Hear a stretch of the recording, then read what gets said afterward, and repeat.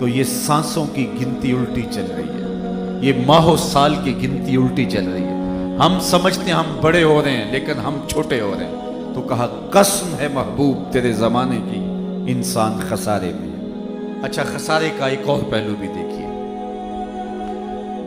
ایک شخص نے لکھا کہ خسارہ یہ ہے کہ ہم ایک وصف رکھتے ہیں، ایک کمال رکھتے ہیں، تو دوسرا کمال ہمارے میں نہیں ہے تو ہم کہیں گے خسارے میں۔ مثال کے طور پر یہ پھول ہیں، ان میں خوشبو ہے، ان میں رنگت ہے، ان میں تازگی ہے، ان میں نکھت ہے، ان میں لطافت ہے، لیکن ان میں روشنی نہیں ہے، اندھیرے میں رکھ کے چراغاں نہیں کیا جا سکتا۔ چاند میں چاندنی ہے، بلندی ہے، لیکن اس میں خوشبو نہیں ہے، تو چاند کہے گا میں خوشبو کے خسارے میں، پھول کہیں گے ہم روشنی کے خسارے میں۔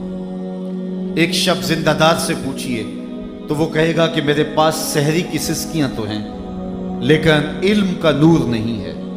ایک عالم سے پوچھئے گا تو وہ کہے گا علم کا جمال تو ہے لیکن میرے پاس سحری کے سجدے نہیں ہیں۔ ایک بچے سے پوچھئے، وہ کہتا ہے میرے پاس بچپنے کی معصومیت تو ہے لیکن جوانی کا زور نہیں ہے۔ ایک جوان سے پوچھئے، وہ کہتا ہے جوانی کا بانک پن تو ہے لیکن بڑھاپے کے تجربے نہیں ہیں۔ ایک بوڑھے سے پوچھئے، وہ کہتا ہے بڑھاپے کے تجربے تو ہیں لیکن کیا کروں بچپنے والی موج نہیں رہی۔ وہ اپنی خوشی سے آنا، وہ اپنی خوشی سے جانا۔ اقبال کہتا ہے جنبش زنجیر در سے لطف آتا تھا مجھے، آج تو نغمے بھی نہیں نہ بہلاتے، اس وقت کوئی کنڈی ہلا کے چلا جاتا تو اس سے بھی مزہ لیتے تھے۔ اپنے جل جانے کا بھی احساس نہیں تھا، جلتے ہوئے شعلوں کو چھیڑا کرتے تھے، اب تو ایک آنسو بھی باعث رسوائی ہے، بچپن میں جی بھر کے رویا کرتے تھے۔ وہ کیسا زمانہ تھا، آج دنیا چاند پہ پہنچنے کے لیے بے چین ہے، وہ زمانہ تھا ہم خود ہی چاند ہوا کرتے تھے۔ وہ کاغذ کی کشتی، وہ بارش کا پانی، کیسا منظر۔ کسی نے کہا یہ دولت بھی لے لو، یہ شہرت بھی لے لو، بلے چھین لو مجھ سے میری جوانی، مگر مجھ کو لوٹا دو بچپن کا ساون، وہ کاغذ کی کشتی، وہ بارش کا پانی۔ تو بچپن ہوتا ہے۔ تو کہا کہ جو بوڑھا کہتا ہے میرے پاس بڑھاپے کے تجربے تو قطار اندر قطار ہیں لیکن میرے پاس بچپنے کی معصومیت نہیں ہے۔ مور کہتا ہے میرے پروں میں تو حسن ہے لیکن میرے پاؤں بدصورت ہیں۔ بلبل کہتی ہے میری آواز میں تو جادو ہے لیکن میرے پنجوں میں زور نہیں ہے۔ شیر کہتا ہے میرے پنجوں میں تو زور ہے لیکن میں اڑنا نہیں جانتا۔ کوئل کہتی ہے میری آواز میں تو شیرینی بھری ہے لیکن میرا رنگ کالا ہے۔ ہر شے میں کوئی نہ کوئی کمی ہے، کوئی نہ کوئی خسارہ ہے۔ اور اگر تمہیں شوق آ جائے کسی ایسی ذات سے ملنے کا جس میں کوئی خسارہ نہ ہو، حسن کی ساری شوخیاں اور جمال کے سارے کرینے ایک پیکر میں ڈھونڈنے کا شوق آ جائے، تو رب کہتا ہے آؤ پھر مدینے کی گلی میں آ جاؤ، ہمیں تمہیں ایک ایسی ذات سے ملواتے ہیں، محمد عربی کی ذات سے، کہ جہاں کوئی خسارہ ہی نہیں ہے۔ حسن یوسف دم عیسیٰ ید بیضا داری، آنچ خوباں ہما دارد تو تنہا داری۔ تم نے پھوٹتے جھرنوں کا حسن دیکھا ہوگا، تم نے بہتی ندیوں کا جمال ملاحظہ کیا ہوگا، تم نے کوئل کی دلکش آواز سنی ہوگی، تم نے پپیہے کی صدائے دل نواز سنی ہوگی، تم نے کوسے قضا کی رنگینیاں دیکھی ہوں گی، تم نے دھنک کی شوخیاں دیکھی ہوں گی، معصوم بچے کی مسکراہٹ دیکھی ہوگی، بوڑھے کے بالوں کی سفیدی کا حسن دیکھا ہوگا، تم نے پھوٹتے جھرنوں کا جمال دیکھا ہوگا، تم نے تتلی کے پروں میں قدرت کے رنگوں کی سنائی اور کاریگری کا جمال دیکھا ہوگا، لیکن یہ سارے رنگ اور سارے جمال ایک پیکر میں دیکھنا چاہتے ہو تو رب کہتا ہے اس کے لیے میں نے صرف ایک ذات محمد عربی کی بنائی۔ قسم ہے محبوب تیرے زمانے کی، بے شک انسان خسارے میں ہے۔ اچھا، یہ خسارہ حضرت انسان کا میرے رب نے بیان کیا، تو کیا یہ ڈرانے کے لیے خسارہ بیان کر دیا؟ جب ایک مریض ہو اور اس کو کینسر جیسا مرض لاحق ہو تو ڈاکٹر اس کو یہ بتا کر کے کہ تیری زندگی کے تھوڑے دن رہ گئے ہیں، تو اس کو خوف زدہ کرنے کے لیے نہیں کہتا۔ دو چیزیں ہوتی ہیں، یا تو مرض اس لیے بتاتا ہے، اس کی سنگینی اس لیے بتاتا ہے تاکہ یہ اپنے علاج کی طرف متوجہ ہو سکے، یا پھر وہ ڈاکٹر اور مریض مسلمان ہوں گے تو وہ توجہ اس لیے مرض کی طرف دلاتا ہے کہ 10 15 20 25 دن تیری زندگی کے رہ گئے ہیں، تاکہ اپنی آخرت کو سنوار لے اور سچی توبہ کر لے اور حقوق العباد کی تلافی کر لے۔ اللہ نے ہمیں ہمارا جو مرض تھا جو ہمیں لگا ہوا ہے، کوئی مانے یا نہ مانے، یہ مرض ہر ایک کو چاٹ رہا ہے۔ لمحہ لمحہ میں اور آپ موت کے قریب ہو رہے ہیں۔ ایک بزرگ فرماتے ہیں مجھے نہیں سمجھ آتی تھی کہ انسان خسارے میں کیا ہے۔ میں ایک دن سمرقند کے بازار سے گزر رہا تھا تو وہاں ایک آدمی پھٹے پہ رکھ کے برف بیچ رہا تھا اور وہ آواز بھی لگا رہا تھا۔ آج کل تو یہ پاپڑ بیچنے والے بھی کوئی آواز لگاتے ہیں، تو وہ پھٹے پہ رکھ کے برف بیچتا تھا اور ساتھ آواز لگا رہا تھا ارحمو ارحمو الا من یذوب راس مالہ، او گزرنے والو میرے پہ ترس کھاؤ، مجھ سے تھوڑی تھوڑی برف لیتے جاؤ، میں ایسا تاجر ہوں جس کا راس المال پگھل رہا ہے۔ کیونکہ برف ایک ایسا سودا ہے جو اپنے گاہک کا انتظار نہیں کرتا۔ آپ کپڑا بیچتے ہیں، آج گاہک نہیں آیا، ہو سکتا ہے کل دو آنے مہنگا بیچ لیں۔ آپ پیٹرول بیچتے ہیں، آج گاہک نہیں آیا تو ہو سکتا ہے کل پڑا پڑا 6 روپے اوپر چلا جائے، آپ کروڑوں کے فائدے میں چلے جائیں۔ لیکن برف کل مہنگی بھی ہوگی تو ہوگی نہیں۔ تو وہ برف پھٹے پہ رکھ کے بیچ رہا تھا اور کہتا ارحمو ارحمو الا من یذوب راس مالہ، او لوگوں میرے پہ ترس کھاؤ، مجھ سے تھوڑی تھوڑی برف لیتے جاؤ، میں ایسا تاجر ہوں جس کا راس المال پگھلتا جا رہا ہے۔ جب اس نے یہ آواز لگائی نا تو قدم ٹھہر گئے۔ تو میں نے کہا کہ مجھے ان الانسان لفی خسر کا ترجمہ سمجھ میں آ گیا۔ جس طرح تیری برف پگھلتی جا رہی ہے میری زندگی پگھلتی جا رہی ہے، تیری برف قطرہ قطرہ پگھل رہی ہے اور میری زندگی سانس سانس پگھل رہی ہے۔ اور اب تو اس برف کو اب بیچ لے، اس برف کے بدلے درہم لے لے، دینار لے لے، پالچہ جات لے لے، کوئی غلہ لے لے تو تجھے فائدہ ہوگا۔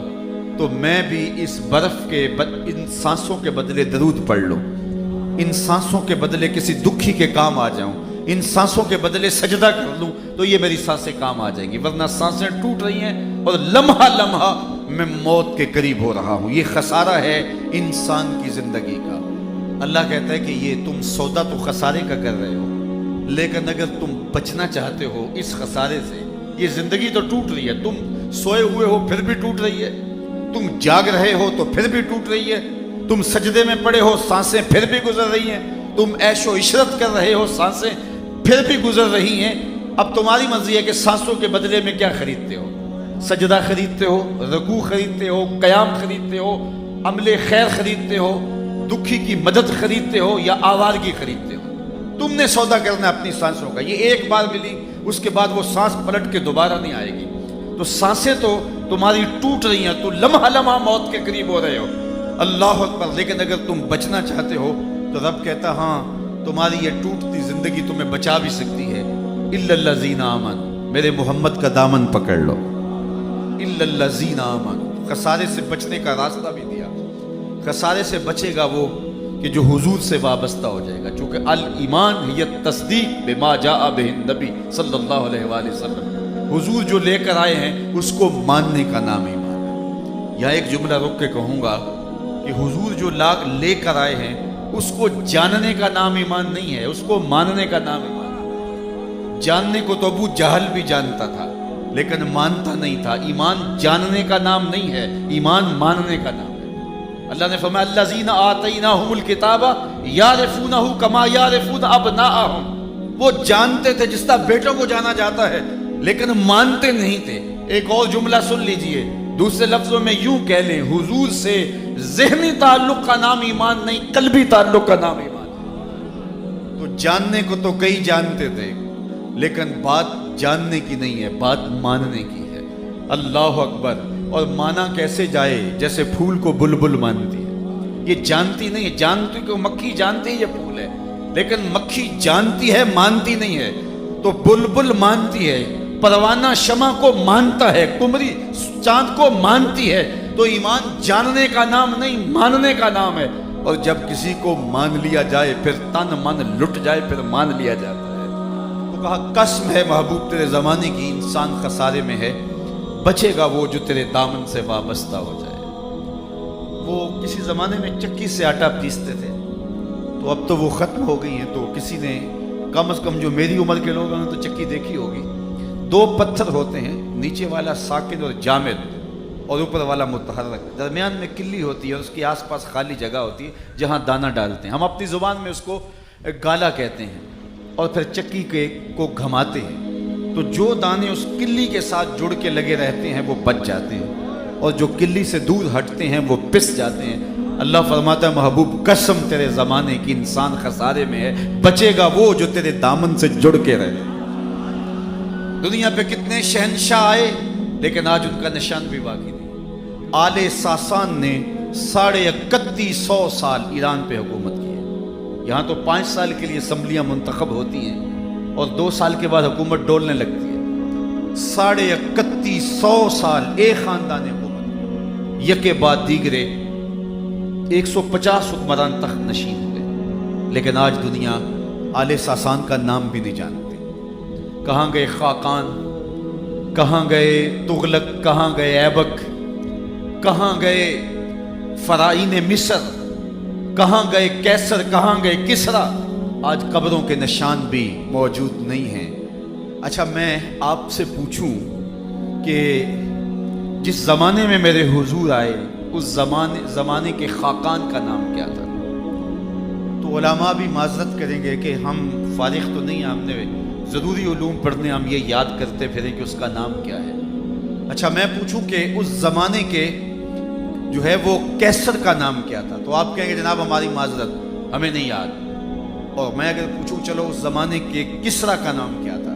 اس وقت کی سپر طاقت تھی نا، اس دور کا ٹرمپ تھا، لیکن آپ کہیں گے جناب، چند لوگ کہیں گے ہاں اس کا نام یہ تھا، باقی کہیں گے جناب ہماری معذرت۔ اور میں اس مجلس میں سب سے کم عمر بچے سے پوچھوں کہ میرے حضور کے مؤذن کا نام کیا تھا، تو وہ سر اٹھا کے بلال حبشی کا نام لے گا کہ نہیں لے گا؟ یار اس دور کے کیسر کا نام تو کسی کو یاد نہیں ہے، اس دور کے کسرا کا نام تو کسی کو یاد نہیں ہے، اس دور کے خاقان کا نام تو کسی کو یاد نہیں ہے، لیکن بلال حبشی جو رنگ کا کالا، ہونٹ موٹے، ذات کا حبشی، لیکن حضور سے جڑا، اللہ اکبر۔ اقبال یہ کس کے عشق کا فیض عام ہے، رومی فنا ہوا حبشی کو دوام ہے۔ سلطنت روم کا شہنشاہ علامہ اقبال بولے اس کا تو نام کسی کو نہیں آتا، لیکن بلال کا حبشی کا نام آج بھی دنیا کے اوپر موجود ہے۔ کہا محبوب قسم تیرے زمانے کی انسان خسارے میں ہے، بچے گا وہ جو تیرے دامن سے جڑ جائے گا، جو تیرے دامن سے وابستہ ہو جائے گا۔ آپ لاہور تو کبھی کبھار جاتے ہوں گے، تو راوی کے اس پار جہانگیر کا مقبرہ ہے، تو کبھی آپ وہاں گزرے تو عبرت کی نگاہ سے دیکھیے، یا گاڑی کا رخ ادھر موڑ لیجئے، تو اتوار کے دن کچھ تھوڑی وہاں رونق ہوتی ہے چونکہ پارک بنا دیا گیا ہے، لیکن عام دنوں کے اندر وہاں بڑی اداسی ہوتی ہے۔ لیکن بالخصوص جو احاطہ ہے مزار کا، وہاں آپ چلے جائیں تو وہاں آپ کو حسرتیں برستی دکھائی دیں گی، جانوروں کی پڑی ہوئی بینٹیں ملیں گی، پھولوں کی پتیاں نہیں ملیں گی، قرآن پڑھنے والے لوگ نہیں ملیں گے، تاش کھیلنے والی ٹولیاں بیٹھی ہوں گی۔ یہ بر صغیر کا مطلق العنان حکمران تھا، پورے بر صغیر کا، افغانستان بھی شامل، اس کے اندر پورا ہندوستان، بنگلہ دیش اور پاکستان، اتنی بڑی راجدانی کا حکمران، آج اس کی قبر پہ حسرتیں برس رہی ہیں۔ بالکل اس کے ساتھ اس کی محبوب بیوی ملکہ نور جہاں کا مقبرہ ہے۔ بادشاہ جب تخت پہ بیٹھتا تو پیچھے چادر جھالر لٹک رہی ہوتی ہے، ملکہ پیچھے بیٹھتی، بادشاہ کو کوئی فیصلہ اسے پسند نہ ہوتا، پیچھے سے کمر ٹھونکتی، فیصلہ بادشاہ تبدیل کر دیتا۔ جس کے اشارہ ابرو پہ ہندوستان کی تقدیر کے فیصلے لکھے تھے، آج اس کی قبر بھی اندھیرے میں ہے۔ ان کی اپنی بیٹی ہے زیب النساء، اس کا اپنا شعر لوح